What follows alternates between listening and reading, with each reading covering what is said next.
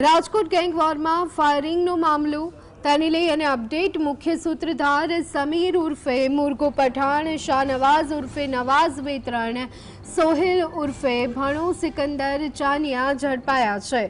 આરોપીઓ છેલ્લા 13 દિવસથી પોલીસને ચકમો આપી અને વિવિધ જગ્યાઓએ છુપાયા હતા। પકડાયેલા આરોપીઓ ઘટના સ્થળે રિકન્સ્ટ્રક્શન કરવામાં આવ્યું। એસઓજી દ્વારા રિકન્સ્ટ્રક્શન કરવામાં આવશે।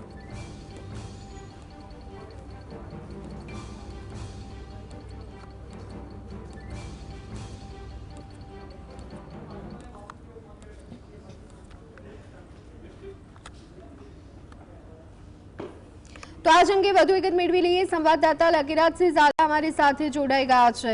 લકીરાજ, રાજકોટ ગેંગ વોરમાં ફાયરિંગના મામલે અપડેટ તમામ કહી શકાય કે જે આરોપીઓ હતા તે પકડાયા છે।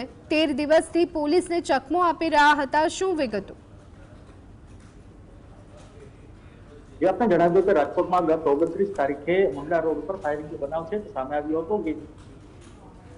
ફાયરિંગનો જે બનાવ છે તે સામે આવ્યો હતો, જેમાં કેડિયા ગેંગ અને જે સમીર ઉર્ફે મુર્ગા ગેંગ વચ્ચે જે ફાયરિંગની ઘટના છે તે બની હતી અને સમગ્ર ગેંગ વોરમાં 8 થી 9 જેટલા ફાયરિંગ જે બન્યા હતા।